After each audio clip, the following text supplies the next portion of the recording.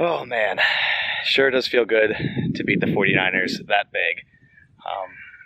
I know, obviously, they had a lot of players out. The team was very weak. They had a lot of people out from COVID. They also had just a lot of people out with injury. That's how the 49ers have been this year, injury plagued. But I don't care. You can't lie. It felt good to put up that many points and pretty much dominate the 49ers in every single level of the game. What's going on, everyone? Bass here. So obviously the Packers won last night, 34-17 against the San Francisco 49ers, Thursday Night Football. They didn't have David Bakhtiari. They didn't have Kevin King. They didn't have Allen Lazard. He didn't come back yet. Should be back next week. And then obviously the three guys out with COVID and proximity to COVID would be A.J. Dillon, Jamal Williams, and Kamal Martin. So really thin on the running back room. But luckily, Aaron Jones was able to go and actually started a lot faster than I thought he would. They gave him the ball, I think, 5 times in a row the first drive. I thought they're going to kind of take it easy, but you know, they kind of took him out of the game near the end because why keep him in? And they went full Tyler Ervin, which, you know, held up well. As I was saying, a lot of dudes out for the 49ers. So obviously it's not the same. It's not the same as, you know, beating them last year at the NFC Championship. Obviously, you know, Jimmy G's out, Bosa, Sherman, Coleman, Mostert, a bunch of guys. And then with the COVID stuff, I think Ayuk and Debo and Kendrick Bourne, all these guys, just a shame to see like a team, and this is going around the NFL, just a shame to see all these guys like getting taken out for precautionary reasons, which they should be, but then you don't really get to see teams play at their full strength, and I would love to see the Packers actually beat the 49ers at their full strength rather than Nick Mullins. So, you know, it still feels good, but at the end of the day, I'd rather see them beat them at full strength. So let's get it started with the offense. You know, I've been saying this over the offseason. I said it last year. I said it a ton. Davante Adams, dude, he's a top 3 wide receiver. Anyone to say otherwise is just wrong. 10 for 173 and a touchdown. Dude was just schooling Jason Verrett, who's by means been a top 5 corner this year. Jason Verrett had a resurgence in his career after being injured a lot, and this year he's been playing really well, but didn't matter. Davante Adams cooked him. Didn't really matter. Davante and Aaron are on another level right now. Aaron Rodgers, wonderful game. He was 25 for 31, 304 yards and 4 touchdowns. Aaron Rodgers just playing at a whole nother level, MVP level, the same as 2011 and 2014, if not better. So, you know, it's just crazy to see because, you know, this offense isn't at its max capacity, I think, at this point. You know, you have Allen Lazard coming back, Jamal Williams and A.J. Dillon weren't here. Aaron Jones kind of on a snap count. So, you know, and Bakhtiari not here. So there's still more to come out of this offense, and I'm excited for it. Speaking of Aaron Jones, he looked really fresh. You know, the couple weeks he was out, I guess, gave him that extra energy and whatnot, because the first drive, he looked like he was flying around all over the place. Like I said, he had like the first 5 touches, a couple screens, a few runs. But I'm happy to have Aaron Jones back. Hopefully he can stay healthy. He definitely does make this offense a lot more dynamic in the pass game and run game, so I'm hoping, I know I've been saying over time that you never pay a running back, but I'm hoping, you know, that these few games missed, and maybe if they split more carries, he might be able to get him on a team-friendly deal. That would be very, very ideal. What I really liked about this game and this game plan, it seemed like they took a lot more deep shots because time and time again, the teams that are beating the Packers are pretty much press covering them and saying, hey, throw it on us. We're going to run 2 deep safeties. We're also going to, you know, run fast linebackers in the box and stop your run. But, you know, they took a few shots here, coupled MVS to Davante. It looked really nice. I liked the shot plays they were taking. You know, they were just simple 3-step drops, where normally years in the past, Aaron Rodgers would take a 3-step drop and throw a 7-yard out route. It just took way too long, but now by the time he's done his 3-step drop, you already have guys, you know, running deep on a double move, which is great.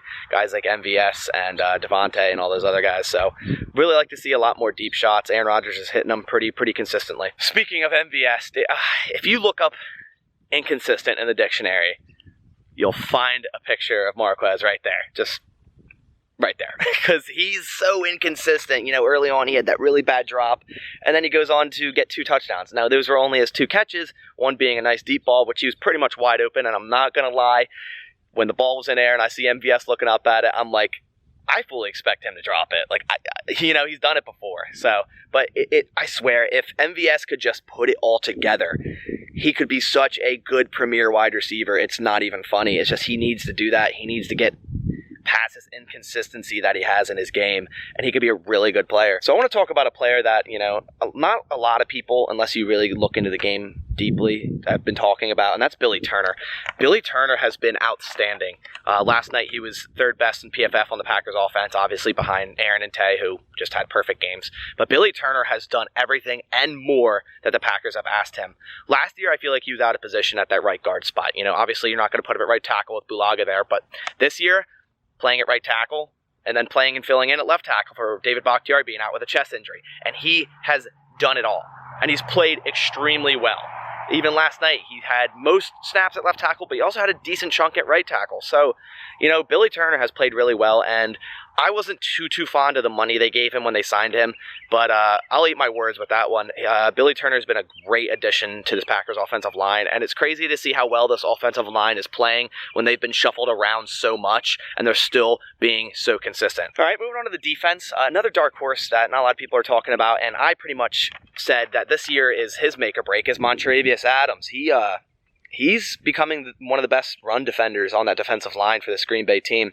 And I don't know why, but last week against against Minnesota, he didn't get a lot of snaps. And I don't know why, because they ran all over us and, seemingly could have been halted a little more if maybe they played Montravius Adams. But he's been playing really well, and I'm happy for him. I'm really happy for him.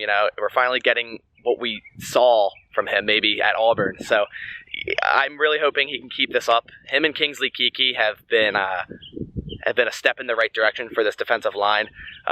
Nothing against Dean Lowry and Tyler Lancaster. I just don't think they're the type of players that you build a defensive line around. If Keke and Adams can become really good players next to Kenny Clark, that's a very dangerous defensive line there.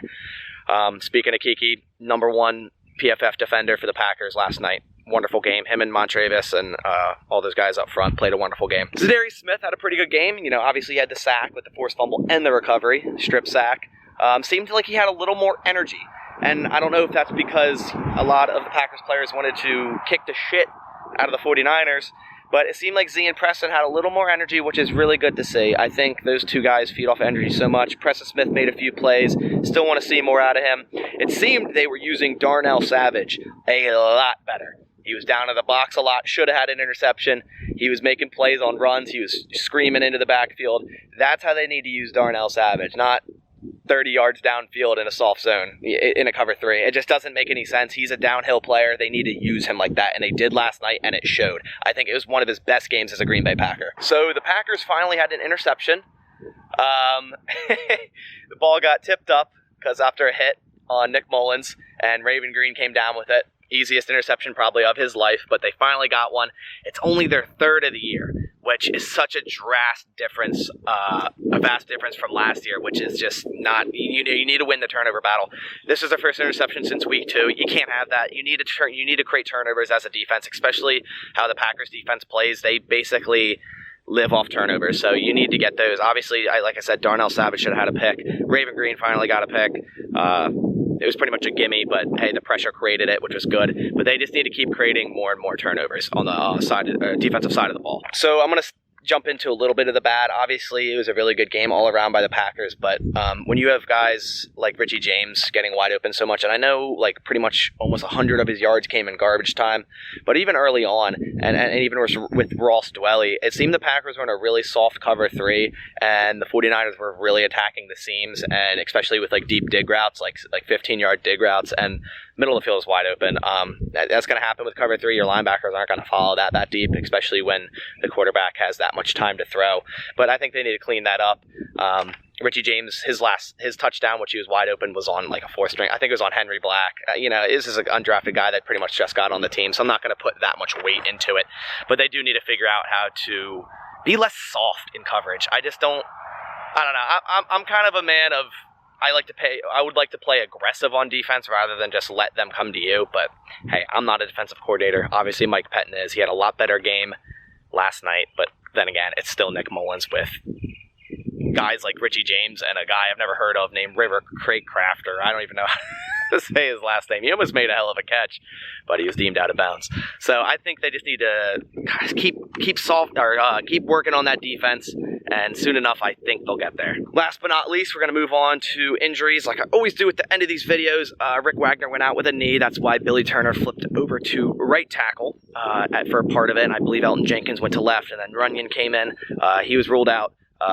A questionable, a bad one here. Jair Alexander went out with a concussion. Luckily, a lot of time to get back before the next game against the Jaguars. So a lot of time to. Concussions are always different, and they're always different for everyone. But hopefully, it's nothing severe with Jair, and he'll be back next week. Dexter Williams went out with a knee injury. This guy kind of got thrown into the fire, and he should be expecting that. This is probably his best chance he's going to get at running a lot in the NFL, and it was this week, and he didn't really do crazy good. I feel like he was just kind of a fill-in player, and he just ran straight and got some yards here and there. I think Tyler Ervin impressed me a little bit more, but Tyler Ervin's also more part of this offense now, and they use him a lot more. And then last but not least, Chris Barnes went out and didn't return with a calf injury. So obviously Kamal Martin should be back next week, if not the one after. But Chris Barnes is also a good inside linebacker there. So once we get Barnes and Martin on the same page and fully healthy, I think these linebackers can really take a step in the right direction. So I'm really excited. Looking forward to the Week 10 game against the Jaguars. So that'll about do it, everyone. Hope everyone has a great rest of their evening.